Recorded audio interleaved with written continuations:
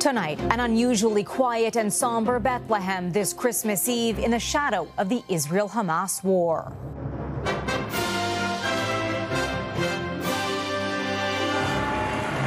The whole world is celebrating Christmas this year, but not Bethlehem. Celebrations canceled by the conflict. In Gaza, relentless combat takes a toll on both sides, and the promise to fight until total victory. Charities struggle as donations fall short. We're finding it's just not enough. Giving gives way to an affordability crisis. Plus, the true spirit of the season. It brought tears to my eyes. A BC woman's lights unto the darkness. Who's out there that could be this angry?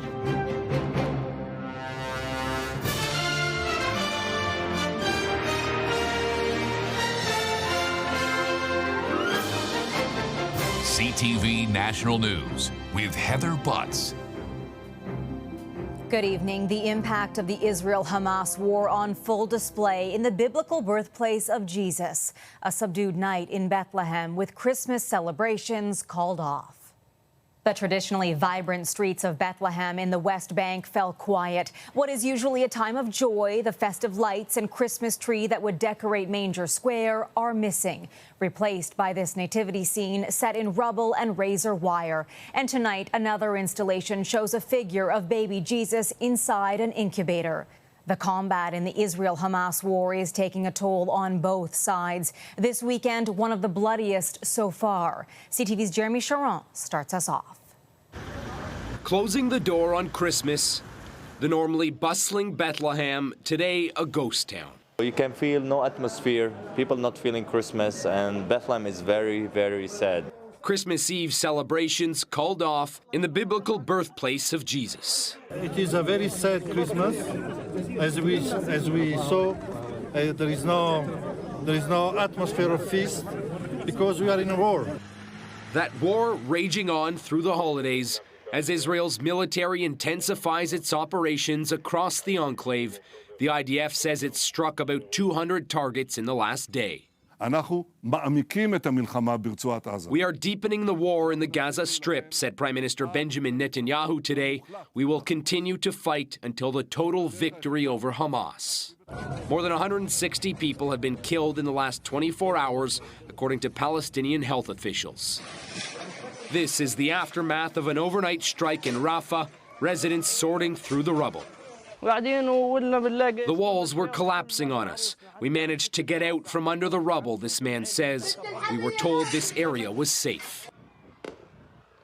As unrest broke out in the streets today, hundreds flooded the city in search of humanitarian aid.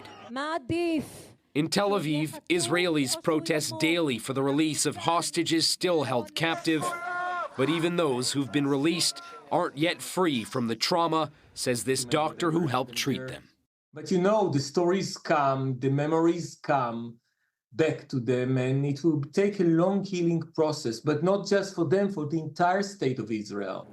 Now, Israel says at least 15 soldiers have been killed since Friday in what is being called a very difficult few days, some of the deadliest for Israeli soldiers since October 7th. Heather? Jeremy, thank you. Prime Minister Justin Trudeau reflected on troubled times in the world in his annual Christmas message. So let's love our neighbors as we love ourselves and find strength in our differences. From my family to yours, Merry Christmas. And let's find new ways to make our communities, our country, and our world a brighter place for everyone in 2024. Trudeau also called for Canadians to help those who have fallen on hard times. The Pope prayed for those in need during his Christmas Eve address in St. Peter's Square. Pensiamo alla Palestina, Israele. Pope Francis called for peace in Ukraine and the Middle East. He also urged Christians not to make the holiday about consumerism. Різдво у часи повномасштабної війни. Ukrainian President Volodymyr Zelensky's Christmas address came with a warning. In the end, darkness will lose, with his country at war with Russia.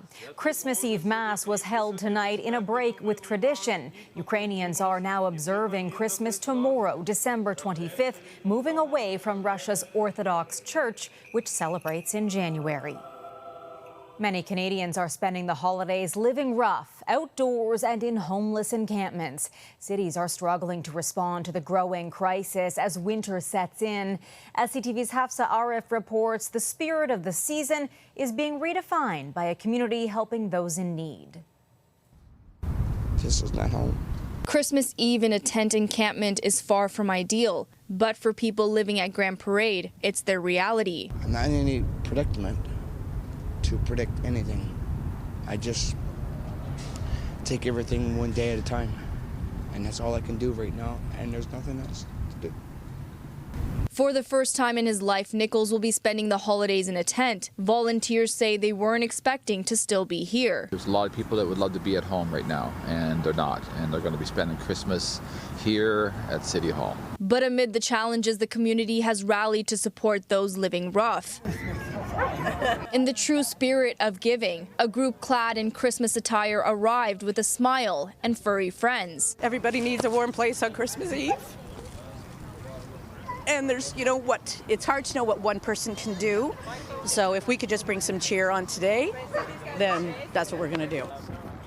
Over the last 2 days, people have been dropping off meals and clothes. Yesterday, the U17 softball team brought gifts for residents. Tuesday night, we put together stockings, and then the girls that were available were able to come with me yesterday, and we distributed the stockings and brought them hot chocolate.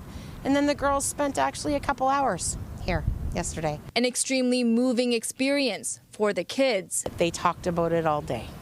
So it really impacted them, made them realize that this is actually happening so close to their own homes. The community has become a makeshift family of its own. It means a lot. It's like a sunshine, it's like the sun is shining. We know it is. And these people bring food here and stuff. Volunteers say they've been told the city has plans for indoor shelters in the new year. Until then, it's a difficult day, with the hopes of more better ones to come. Hafsa Arif, CTV News, Halifax. Hundreds of Maritimers are facing the prospect of Christmas in the dark. Some families have been without power for almost a week since a windstorm battered the region. It's costing me about $80 a day buying Canadian Supreme gas to keep the generator going. Parts of New Brunswick and Nova Scotia were hit with torrential rain and hurricane-force winds. This is typically a time of giving, but with many struggling to make ends meet, fewer people are donating to charities this year. At the exact same time, more are relying on them. CTV's Colton Prail has that story. Good job. Okay, thank you. Excellent. Okay, thank you. Merry Christmas. More Canadians are going hungry this holiday season. Free. Roughly 1 in 4 people are turning to charities and food banks for their basic needs, many for the first time. It's just a blessing in my heart. But just providing that help is getting harder. One more, correct? At the Ottawa Mission, a record 17,000 holiday meals are being served. But that's only possible after a desperate plea to donors. That's an unprecedented demand. When the number of meals you're serving are going up, it's one thing, but the second edge of the sword hits you when it's also the food prices. Those impacts are being felt across the country. Donations aren't keeping up with demand, and the organizations that offer help are now the ones who need it. Research from Carleton University shows 40% of charities say rising operational costs are an extreme concern. If there isn't really a political will coming to support it, then we will see big troubles ahead. At this London, Ontario United Way, programs are tens of thousands of dollars short, and it's forcing cutbacks. We made the hard decision to let go of an administrative staff to try and stem the tide, so to speak. The Salvation Army says the percent of people donating is essentially the same as last year, but they're still roughly $5 million short of the goal for this year's Christmas Kettle campaign. People are stepping up, but at the same time, they're giving what they can give, and it's just, we're finding it's just not enough. Charities say they're concerned about their short-term future when funds dry up in the spring. But experts argue if major changes don't happen over the next couple years, Canadian charities could soon be as desperate as those who rely on them. Heather. Charities that are critical to so many. Thanks, Colton. Usually a time of celebration and joy, but for some, the holidays can be stressful and lonely. CTV's Nicole DiDonato on a Calgary man using his own grief to bring others together. Lacing up and hitting the ice makes Spencer Weilerman feel most at ease during the holidays. Grew up outside of an outdoor rink, and I found that was a very safe place for myself to just get alone, come skating. Spencer's family doesn't celebrate Christmas, but he began observing the occasion in 2019. This year, however, will be different. Good job. Spencer's 18-month-old son, Rhett, died unexpectedly a few months ago. He was such a happy boy, and I was really looking forward to teaching him how to skate. And Boxing Day will mark 10 years since Spencer's grandma died. I've felt a lot of loss this year and around Christmas as well, and I know that I'm definitely not the only one. So Spencer took to Reddit, inviting others who will be alone on Christmas out for a holiday skate party at the Ramsey Rink.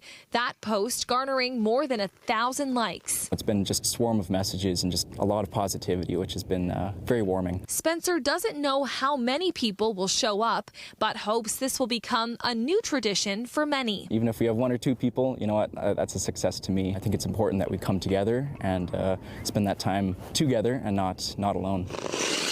Sharing his safe place to make the holidays a little less lonely for everyone.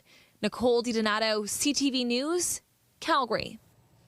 Massive signs displaying city names have become staples in some parts of the country, drawing people to a particular location, creating that perfect social media moment.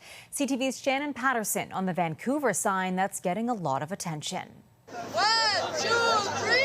It's become the holiday season's must-have Instagram photo. Yes, it's a really good idea. Like for people visiting over here, it's really pretty to take pictures and everything. This giant red Vancouver sign on the waterfront between the Convention Centre and Canada Place is so popular, people wait in line to get that perfect picture. I saw it on TV and I wanted to come down. The light-up sign is part of Liven Up Cole Harbour, a winter event sponsored by Stay Vancouver Hotels.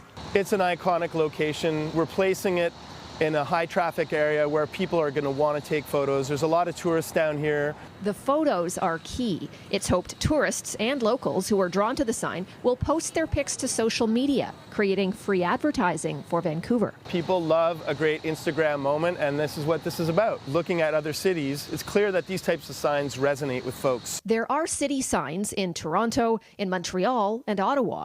People in Vancouver are asking, what took us so long? Isn't it about time somebody did that? I wondered why it hadn't been done and why I hadn't even thought of it. The sign it's great. It's a great attraction for Vancouver, and I think it should stay here forever. But here's the bad news for sign lovers. Yeah, unfortunately, this isn't a permanent sign. It is designed to be temporary. It's built as a temporary sign. Oh, well, I don't know, maybe someone will start a petition. The team behind Liven Up Cole Harbour is getting a lot of requests to keep this sign in place past its original December 30th removal date. And they'd love to have discussions about creating something more permanent here. I have a feeling that with the traction that this sign has received, that Vancouver and the city and different hotel associations and BIAs are going to be looking at making some kind of permanent Vancouver sign. Shannon Patterson, CTV News, Vancouver. Coming up, a sign of the times. 2023 will go down in history as the year of AI. Inside the massive technology boom.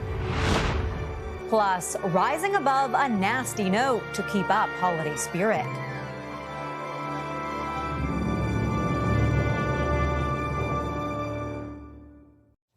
Space fans celebrated a holiday highlight today. 1, ignition, and liftoff. A SpaceX rocket blasted off from California early this morning, carrying 2 military satellites into orbit. It's been a busy year for SpaceX with nearly 100 launches. Each year, emerging technologies take center stage, and 2023 may go down as the most progressive and polarizing time for the tech industry, with the rise of artificial intelligence.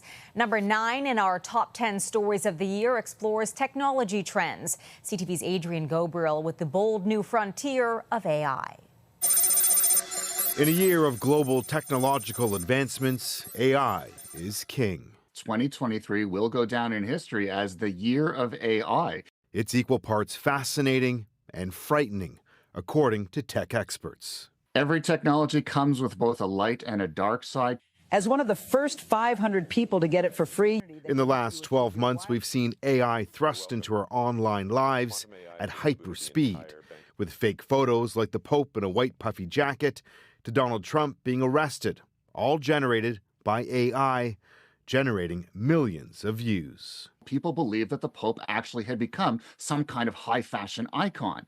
AI also entertained, from altered photos of prime ministers as 80s heavy metal frontmen to fake songs featuring Drake and The Weeknd. Made by software trained on the artist's voices using artificial intelligence. We have no idea who's doing them, where they're really coming from.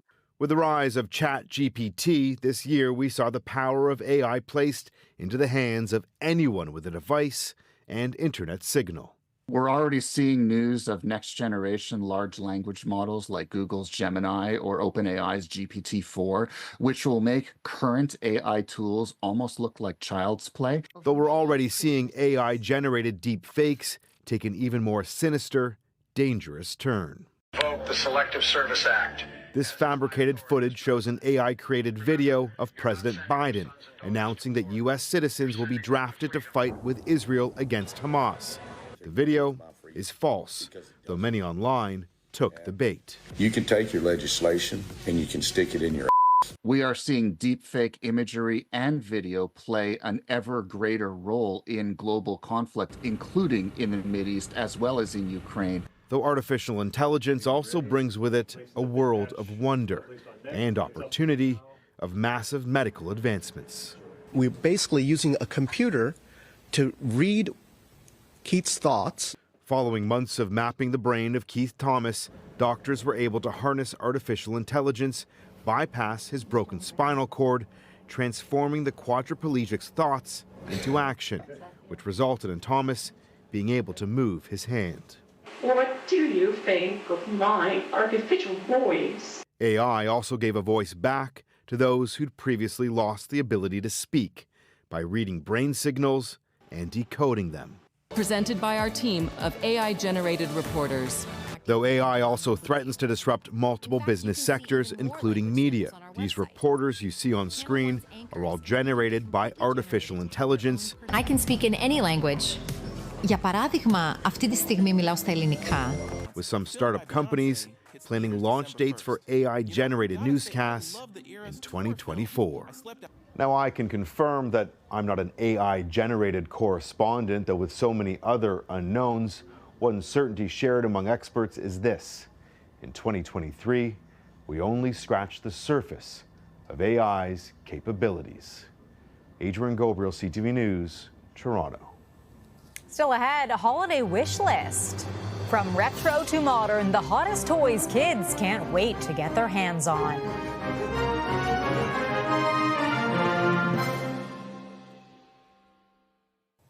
From updated classics to some unique trends, holiday shopping included a wide variety of must-haves for children of all ages. CTV's Sarah Plowman on the top toys and why they're winners.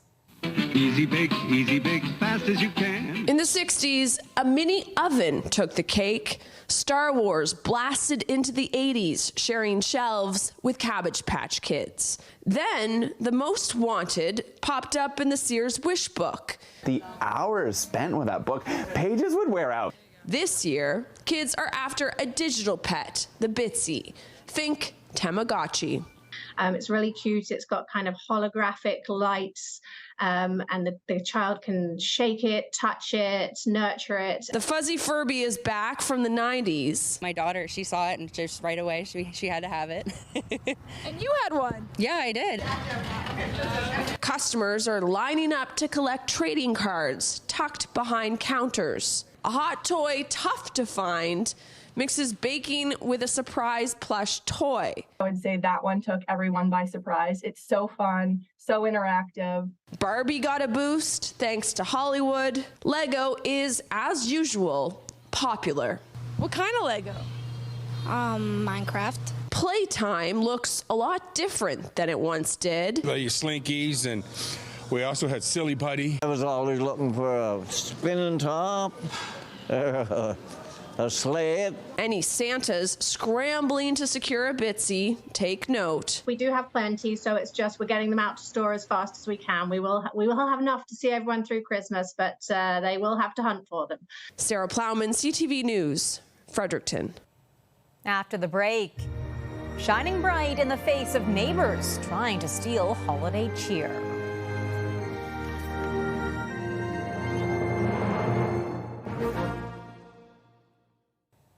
Finally for us tonight, a merry modification to a dazzling Christmas display.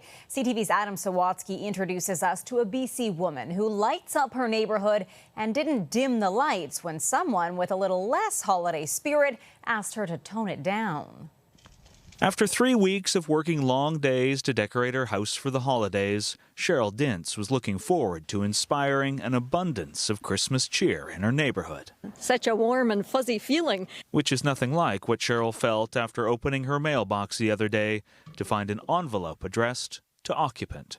I opened it and was just stunned at what I read. The anonymous letter writer called Cheryl's house the joke of the neighborhood before making other comments that don't need repeating, but did make Cheryl feel afraid. Thinking, who's out there that could be this angry? Although Cheryl suspects she'll never know who wrote the letter, she has no doubt why she spent so much time decorating this year. Yes, it's different. You see, Cheryl's son died a couple months ago, and working to display all this light during such a dark time is like therapy. And it really helps me get through. And so, too, has what happened after a friend posted that letter on a local online community group. This is amazing. It's hundreds and hundreds of responses. Which inspired thousands and thousands of words of encouragement from as far away as Ireland and New Zealand. So that gives me joy. But nothing could prepare Cheryl for the following days when she found her mailbox overflowing with dozens of actual letters from strangers across the country complimenting her decorations. And it brought tears to my eyes.